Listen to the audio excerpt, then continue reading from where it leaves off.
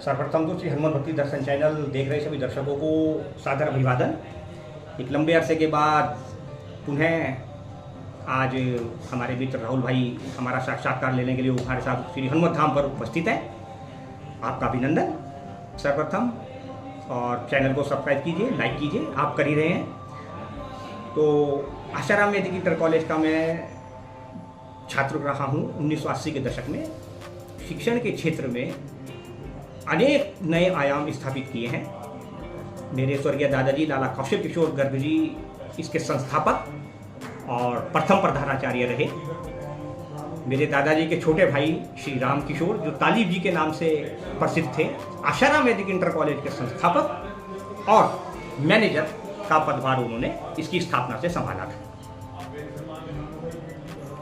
आपकी जो है स्कूल में शुरुआत किस प्रकार से रही? मैंने 2 जुलाई 1980 को आशाराम वैदिक इंटर कॉलेज में 6th क्लास में एडमिशन लिया था और 30 जून 1988 को आशाराम वैदिक इंटर कॉलेज टॉप करके अकाउंटेंसी और हिंदी में डिस्टिंक्शन प्राप्त करके आशाराम वैदिक इंटर कॉलेज से टॉप करके, और ARB इंटर कॉलेज का 12th में मैं हेड बॉय था कॉलेज का, तो मैंने वहाँ से फिर अपनी शिक्षा पूर्ण की। तत्पश्चात मैं स्नातक के लिए DAV कॉलेज गया। विभिन्न कक्षाओं में आपको जो है अध्यापकों से लगाव था, उन अध्यापकों के बारे में थोड़ा बताइए। जी राहुल भाई, बहुत सुंदर प्रश्न है आपका, मीडिया के माध्यम से पता होना चाहिए। देखिए, प्रत्येक स्टूडेंट्स के अपने जो हैं किसी से जो अटैचमेंट होता है आज की तारीख में, ऐसा कहना चाहिए, नई जनरेशन को संबोधित कर रहे हैं हम, तो जो एक लगाव होता है किसी हर क्लास में एक विशेष टीचर होता ही है जिससे लगाव होता है। तो 6th क्लास में साहब मेरा विशेष लगाव था समय सिंह जी से, उनका जो मैथ पढ़ाने का स्टाइल था गजब। 7th क्लास में साहब मेरा लगाव हुआ जो है वो श्रीमान राजेंद्र प्रसाद अग्रवाल जी से। भाई वो हमारे फैमिली मेंबर आज तक हैं, और हिंदी फर्स्ट वो मुझे पढ़ाया करते थे, और बड़ी अफसोस की बात है साहब हिंदी सेकंड उन्होंने मुझे नहीं पढ़ाई, नहीं तो मैं आज आपसे इंग्लिश टू इंग्लिश फोकस करके पास कर रहा होता ही। और इसी तरह से फिर 8th क्लास में साहब श्री जो है जी अपने RC गर्ग जी जो है मेरे फेवरेट रहे, मैथ पढ़ाया करते थे फर्स्ट वाली। और फिर 9th में तो साहब जो है बड़े आशाराम स्कूल में हम चले गए, और वहाँ जो है हमारे क्लास टीचर हुआ करते थे श्री VK गर्ग, और उसके बाद तो एक लंबी फहरिस्त है फिर श्री प्रेमचंद शर्मा जी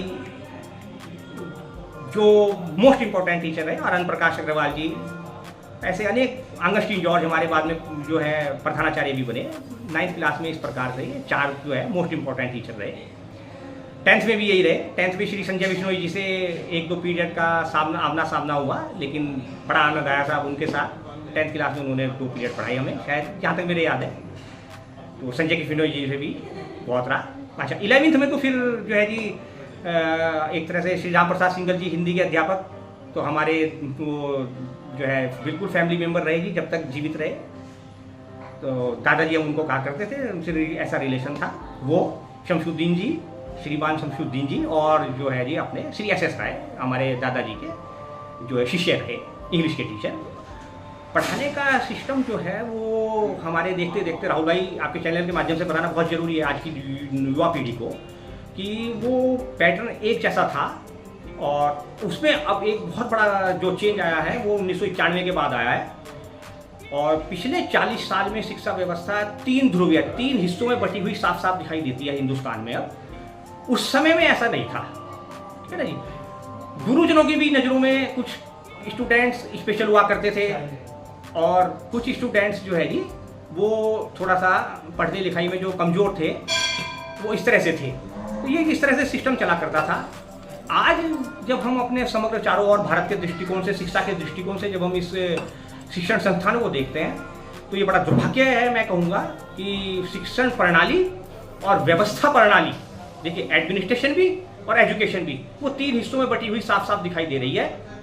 एक वो जो टॉप लेवल पर है, जिनको इंग्लिश मीडियम कहते हैं, मैकाले की शिक्षण प्रणाली यहाँ पर बिल्कुल पूरी तरह से लागू हुई, उसी को फिर इन्होंने जो है जी सरकारी और सरकारी स्कूलों ने अपना लिया, और मैं इसको पूरी तरह से गैर जरूरी मानता हूँ आज की तारीख में। मैं उस समय भी मानता था, मैं इंग्लिश को गैर जरूरी नहीं मानता।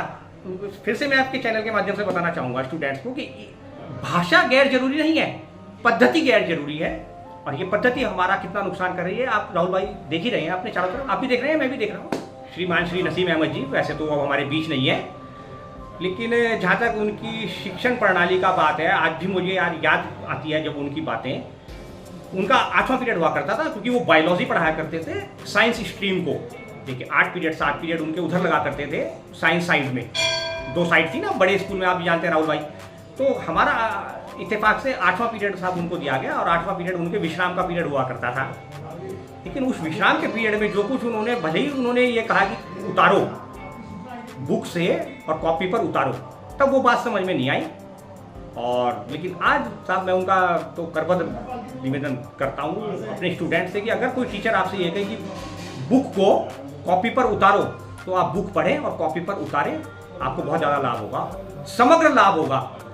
उनसे बेहतर साहब नहीं जान सकता। और एक पीरियड तो साहब उनका बहुत साहब बड़ा आनंद लिया मैंने, एक पीरियड उनके साथ जब इंस्पेक्शन हुआ करता था। तो उन्होंने, देखिए राहुल भाई, मुझे कभी उन्होंने पढ़ाया नहीं, लेकिन कभी अगर आमना सामना हुआ प्रमोद मैडम से, तो नजरें मिला करके हमेशा प्रणाम किया। भाई पहले उस समय राहुल भाई, आजकल सर कहने लगे हैं, तब गुरुजी कहा करते थे, तो भाई मैडम कहा करते थे उस समय, तो गुरु माता कह दिया करते थे।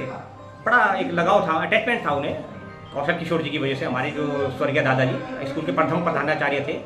बस यहाँ मैं एक जिक्र करना चाहूँगा साहब, आपके साथ साझा करना चाहूँगा भाई साहब। देखिए सारा एक चीज़ ब्लैक एंड वाइट होती है, तो ब्लैक एंड वाइट में ये मैंने आपको सिर्फ वाइट विश्लेषण बता दिया, एनालाइज, एक ब्लैक एनालाइज भी है साहब। 80 के दशक में जब कॉलेज ने अपनी स्वर्ण जयंती बनाई थी, तो साहब इस शिक्षण संस्थान ने अपने संस्थापक और जो प्रथम प्रधानाचार्य रहे मेरे दादाजी, उनको वो सम्मान नहीं दिया जो दिया जाना चाहिए।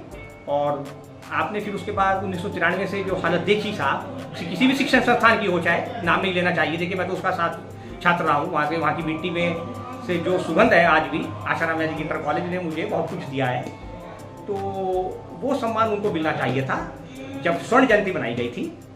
उसका था मुझे आज तक खेद है, क्योंकि उस समय जीवित थे। हाँ, अरे आप शायद हमारे परम मित्र भाई श्रीमान श्री रघुवीर सिंह जी मोहाली वालों की बात कर रहे हैं राहुल भाई, है ना।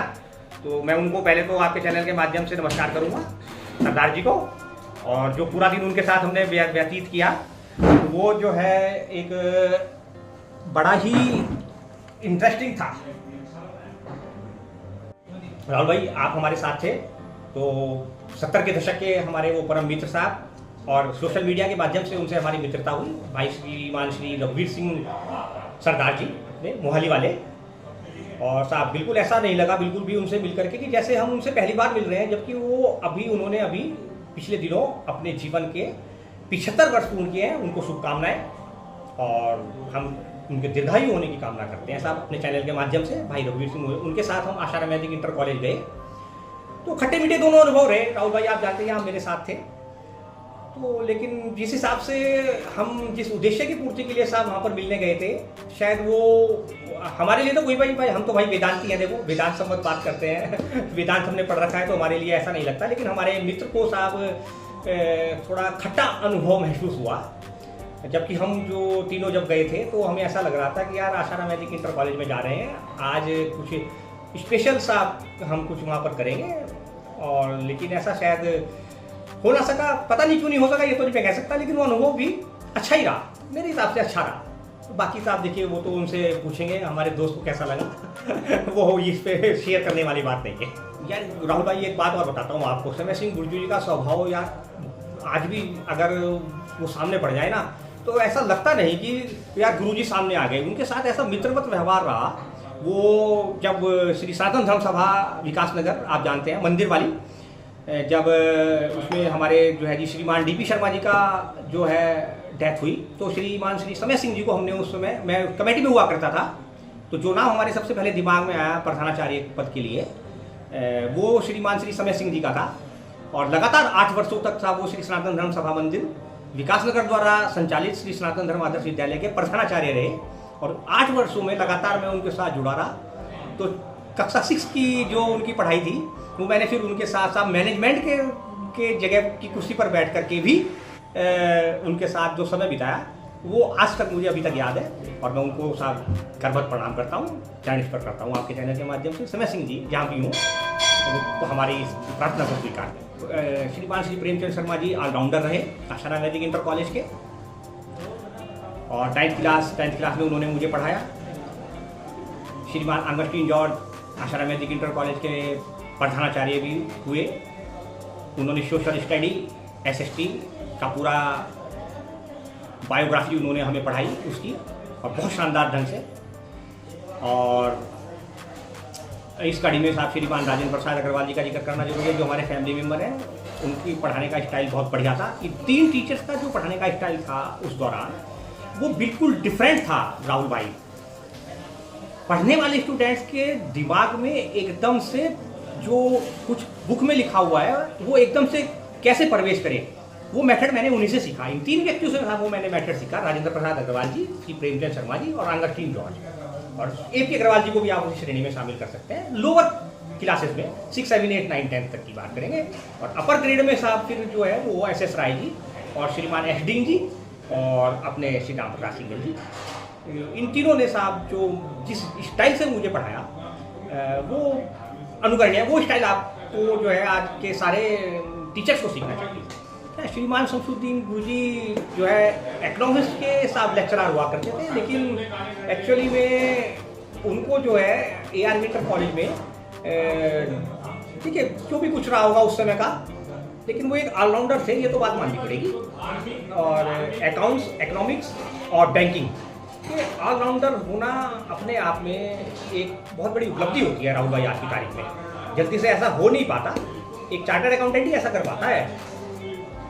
वो शायद उनके एक अलग से प्रतिभा के धनी थे शमसुद्दीन जी, और 2 साल उन्होंने मुझे पढ़ाया और मैंने उनकी पढ़ाई के माध्यम से मैंने अकाउंट्स में टॉप किया। BO बैंकिंग में जरूर मैं डिस्टिंक्शन नहीं ला सका, लेकिन वहाँ भी 70+ में ही रहा। 75 नहीं आए तो कोई बात नहीं, लेकिन 70+ में आना भी उन दिनों बहुत बड़ी बात थी। राहुल भाई आज की बात नहीं है, वो 1988 की बात है, पिछली शताब्दी में भी 12 साल पहले चले जाइए आप। तब मैंने इंटरमीडिएट किया था, तो तब के तो 60%, आज के 260% बैठते हैं। उस समय के मेरे लाए हुए अगर मैंने 65% लाया तो आज का स्टूडेंट 265% अंक नहीं ला सकता, 100 पे तो खत्म ही हो जाएगी कहानी। ये जो स्टडी का जो एक डिफरेंस आ गया है इन बिटवीन पिछले इसमें मैकाले की शिक्षा प्रणाली उस समय भी थी, ऐसा नहीं है, लेकिन जो एक परिपाटी थी, पढ़ाई की जो परिपाटी थी, प्रणाली थी, वो उसमें बहुत बड़ा अंतर आ गया है। और इस अंतर को बदलने से ही हम साहब भारत का भविष्य सुधार सकते हैं। आप जैसे छात्र रह चुके हैं, कोई ऐसी आपके साथ हुई घटना जो अध्यापक के द्वारा आपके घर तक पहुंचाई गई हो? 2 घटनाएं का जिक्र करना चाहूँगा राहुल भाई। एक घटना तो जब क्वार्टरली एग्जाम में मुझे जो है जी वो श्रीमान श्री शमसुद्दीन जी ने अकाउंट्स में फेल करा, वो घटना। और दूसरी जब अंतिम चरण में फरवरी में जो है जी बोर्ड एग्जाम टॉप करना था और मैं इंग्लिश में कमज़ोर था, तो SS राय जी के द्वारा जो पनिशमेंट मुझे दिया गया साहब, और उसका साहब उसकी वजह से जो कुछ भी उसके बाद घटनाक्रम घटित हुआ, मैंने स्कूल टॉप किया। ये 2 बातें साहब मेरे घर तक पहुंची। लेकिन इसमें भी साहब मेरी दादी जी उस समय जीवित हुआ करती थी, उन्होंने उन टीचर्स का ही धन्यवाद किया। शमसुद्दीन जी भी उन्हें बोबो कहा करते थे और SS राय जी भी उन्हें बोबो कहा करते थे। बोबो मतलब बड़ी बहन, माँ के समान। और हमारे नसीम अहमद जी से तो जो हमने वहाँ पे मजा उठाया साहब उसमें, वो भी साहब उन्हें बोबो कहा करते थे। तो ये जो बातें हैं, ये 3 बातें जो है आज तक मुझे याद है, जो घर तक पहुँची, लेकिन वो साहब जलपान के साथ समाप्त हुई।